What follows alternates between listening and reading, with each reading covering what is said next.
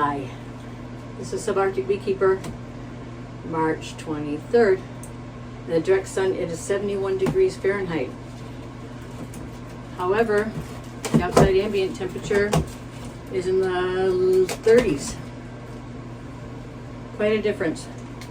But it tells me I need to get these bees out of the bee barn. We are in the bee barn right now, and I have a strange hive here.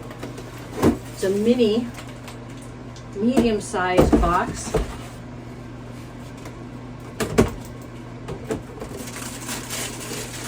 I'm going to use it like a nuc hive. In Alaska, trappers make cabins and they make them short because heat rises and it takes less heat to warm up the short cabin. I have frames in here that you can see in the light. Open comb, pollen patty, sugar cake, or candy board, whatever you want to call it.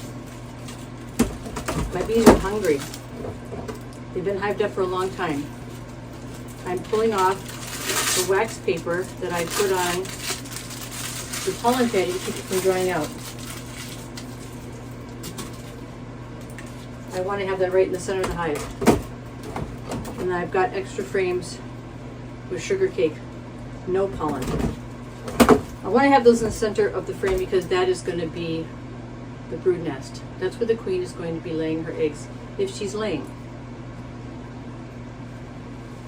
I have a hive right here that I checked over the last time I was in here, and I thought it was dead. Oh my God, it's heavy. The fact that it's so heavy would mean that it's been dead a long time. The heaviness would come from the weight of the stores. I have to bring it down so that I can open it right next to this new weird nuc hive. So I thought this hive was dead, and I'm predicting that there's a lot of stores in here. It was an adopted colony from a friend who didn't treat for varroa. He did treat for nosema. I adopted 6 of his colonies. One is doing great, and this might be the other one that's still alive. In the fall, I treated them for mites over and over and over again, within the appropriate span of time, of course, because they had gigantic amounts of mites, and they had not put up any stores, so they had no reserves for winter.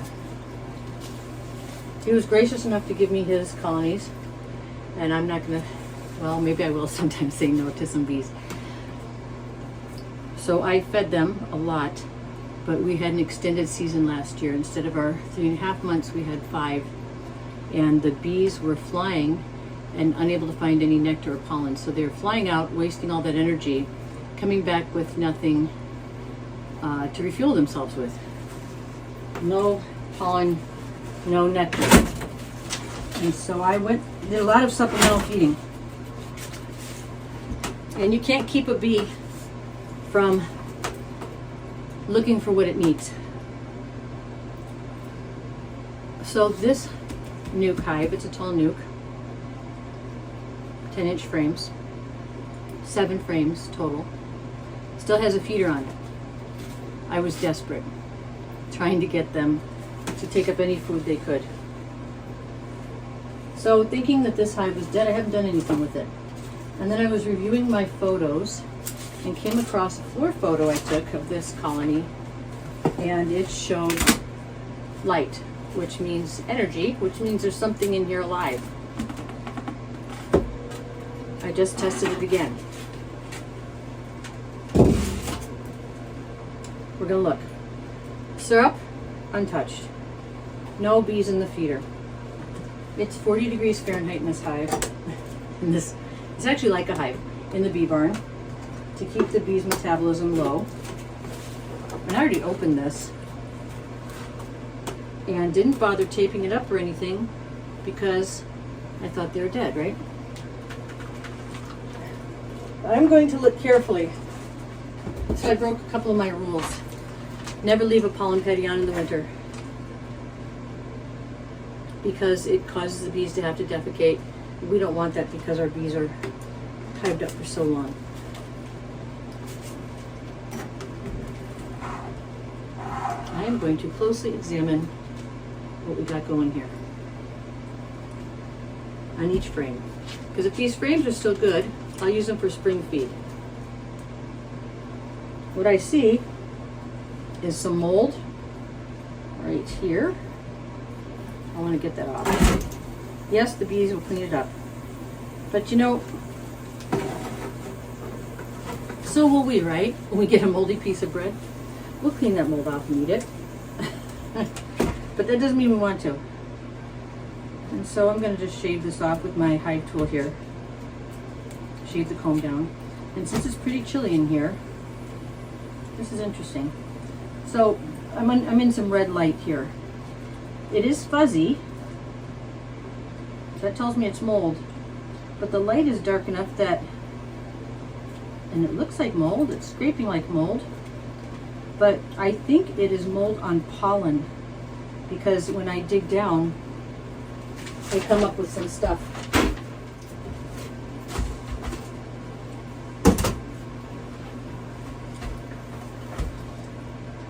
I wish I had built a honey house. It would have given me some more room. I need to put these somewhere. I'm going to put them on the shelf.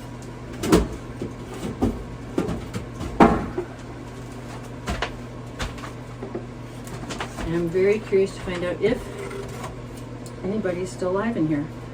We've got some dead brood. So some of the winter bees did not hatch.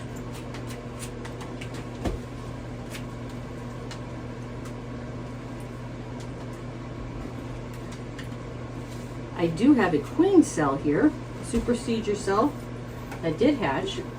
Got some dysentery. I don't know if it's nosema. I'm going to scrape it off. Did you know that you can scrape nosema off of honey, off the wax, and feed the honey to your bees without making them sick? I didn't know that. Learned that in the Master Beekeeping Program at University of Montana. Unhatched brood. You can see it's a nice, happy, unhappy semicircle. Queen cell, unhatched brood. Supersedure cell. So it tells me that this queen was not emitting enough of her pheromone. And that could be for several reasons.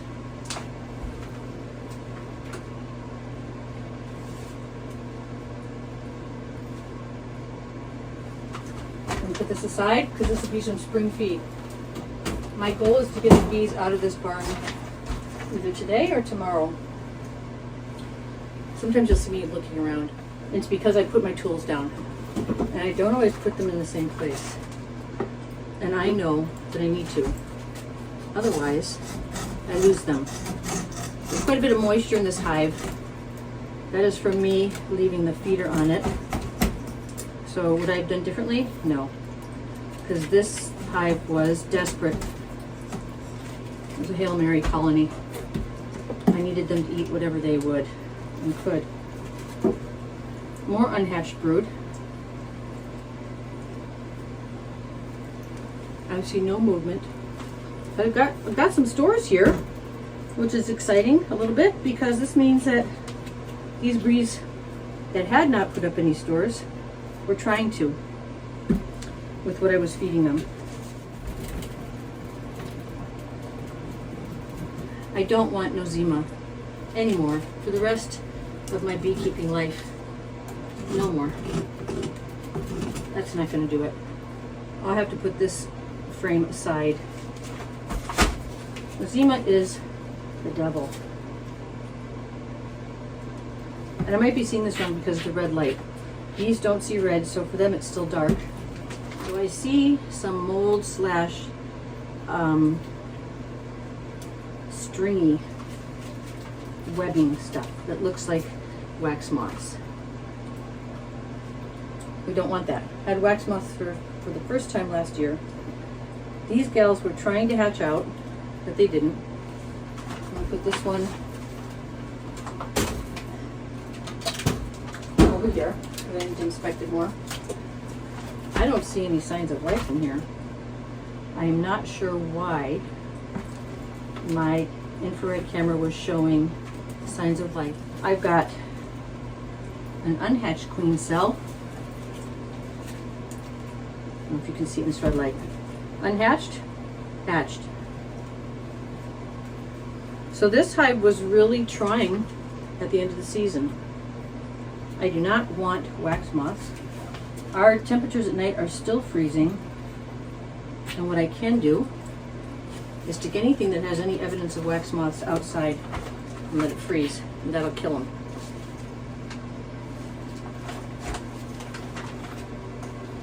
We're fortunate up here in the far north of Alaska to not have many of the issues they have in the lower 48. We don't have foul brood. We don't have hive beetles. We do have mites, and I'm sure that we will have Tropidelaps. So this stuff that I'm seeing here, that I'm thinking could be nosema, could just be the dysentery that's in here because of me leaving the pollen patty on, and the fondant, and the sugar syrup. They had to poop. So I will take it and stick it under my microscope and test for it. I'm not sure why I had signs of life in this hive yet. Maybe I won't find out.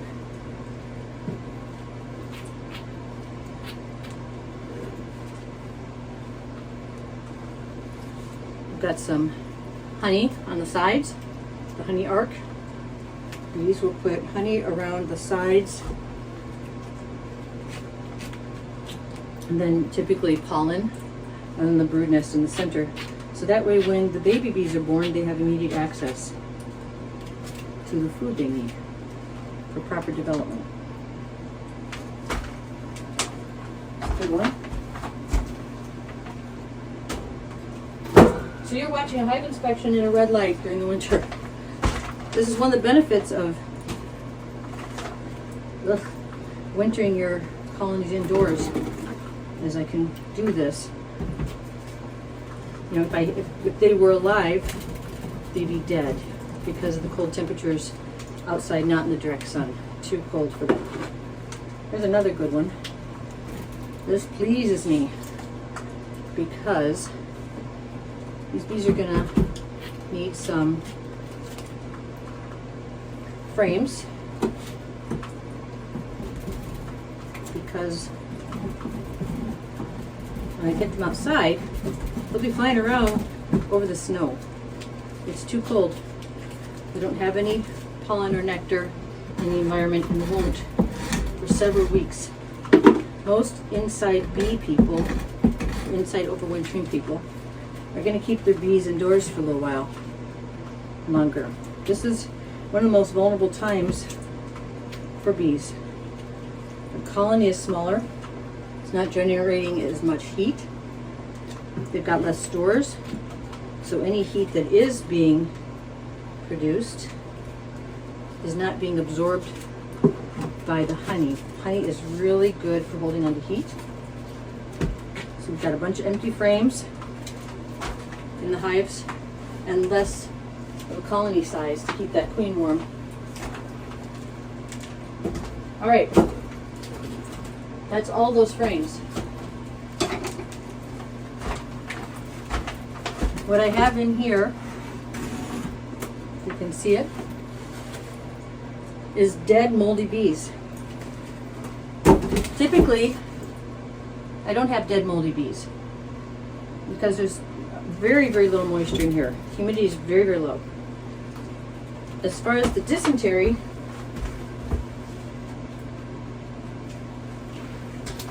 there's very little. So that gives me hope that this did not have nosema. I'm in my small bee barn. I need a place to put this hive. I'll put it on the top of the lids. And then I'll take it outside, let things freeze, and then, unfortunately for my family, take the hive and put it in the shower and scrub it without the frames. I want to clear out the dead today because I really want to get these gals outside. I've got a bunch of snow I need to clear. I want these guys ready to go. So behind the camera, we've got big colony. Over here we got gigantic colony, good sized colony possibly with nosema.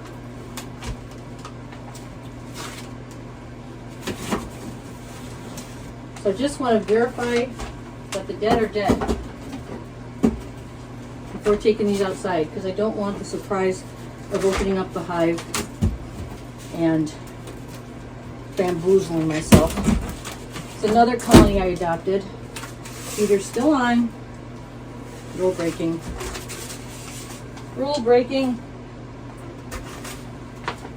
And it is, the syrup is fermented. Pretty dang smelly. Check on the bottom. Nobody's there.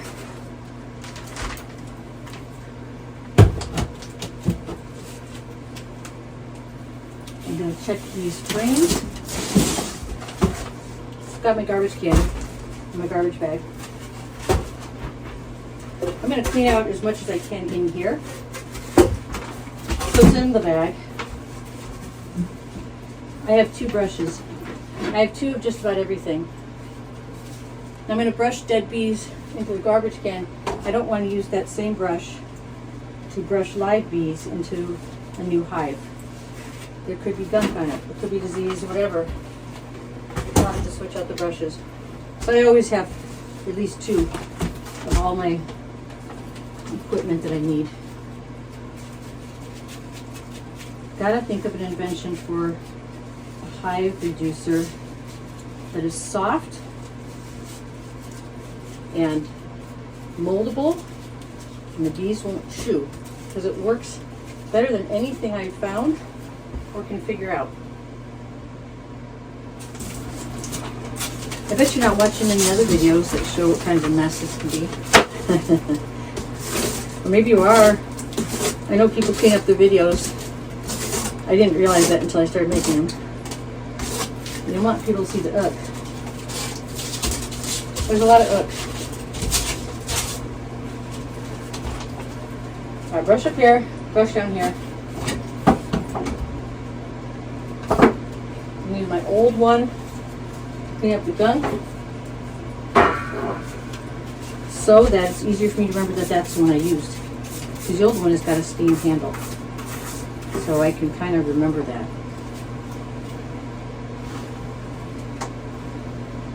Where to put this? I don't want to put it on a clean hive.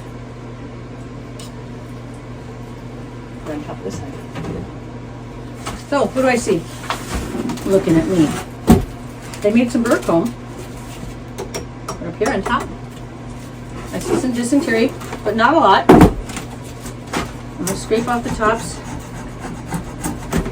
The dysentery not a lot thing, remember, is because, so with nosema, they just can't hold it anymore. Sometimes dysentery is just poop. They just gotta poop. Sometimes it's nosema. Nosema gets into the gut and explodes, essentially. Little microsporidians.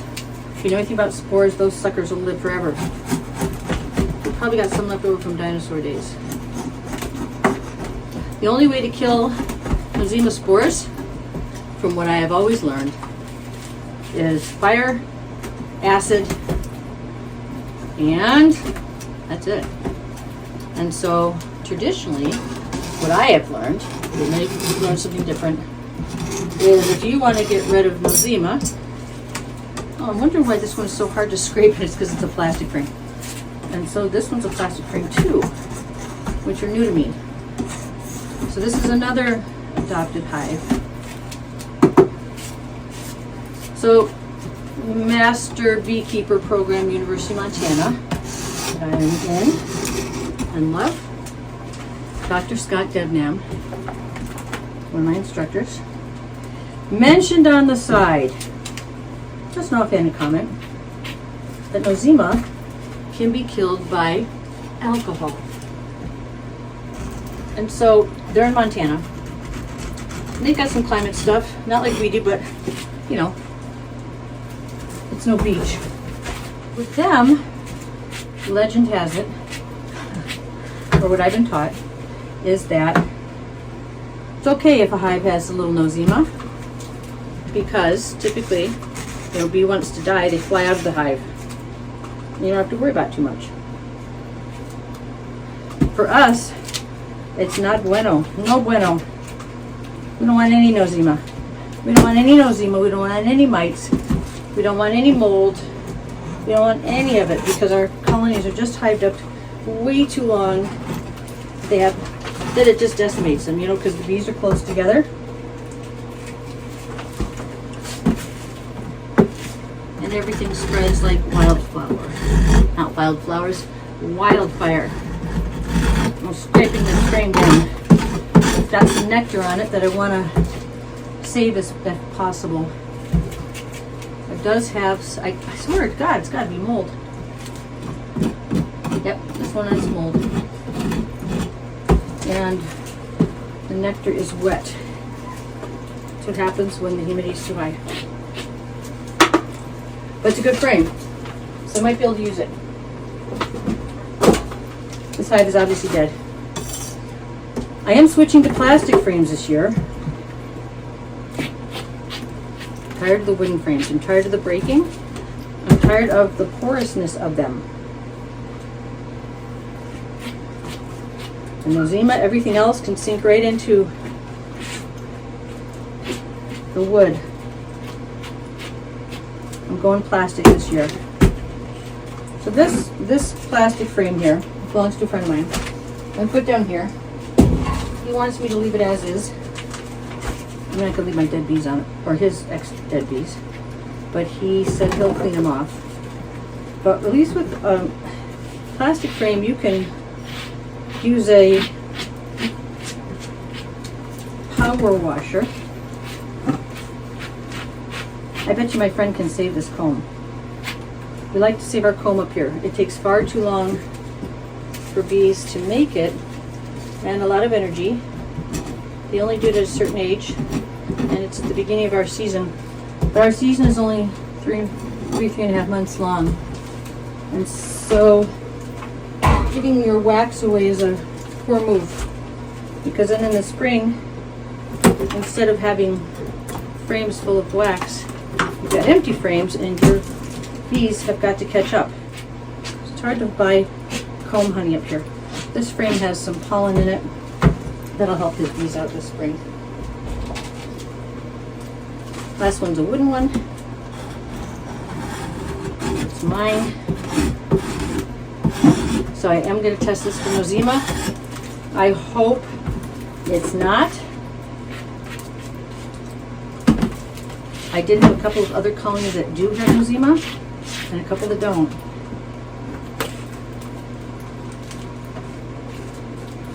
Don't want it spreading. It seems like every single year, no matter what I do, my bees get nosema. Nosema virus. Back to Scott Debnam, Dr. Scott Debnam. He said you could kill nosema virus with alcohol. I'd not heard this before. I did research, I couldn't find anything on it. So I emailed him and said, is it true? He said yes. 0.8% of solution of alcohol. So my brain said, well, are we talking moonshine? Are we talking whiskey? What are we talking? But I didn't want to make a fool of myself and ask that question. So I Googled it. How to create a solution 0.8% alcohol. And you got to use diluted water.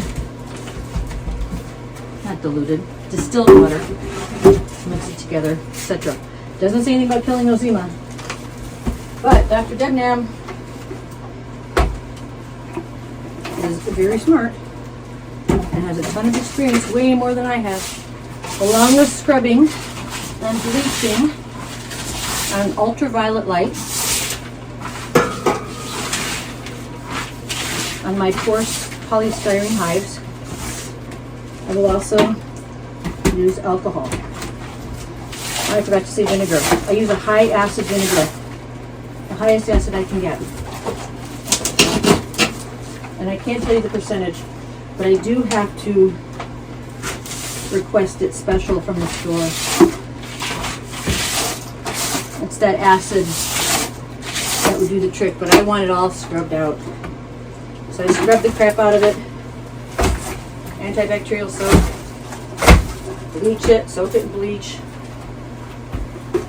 Then the acid wash. Nothing like overdoing it, eh? And then I will now spray with a 0.8% solution of alcohol. And we'll see what happens. Now what? I think that's all the time I have for this today. Take care of yourselves, take care of your bees. Ukraine is winning. I hope spring is hitting you, because it's not hitting us. This video is copyrighted and all rights reserved. Take care.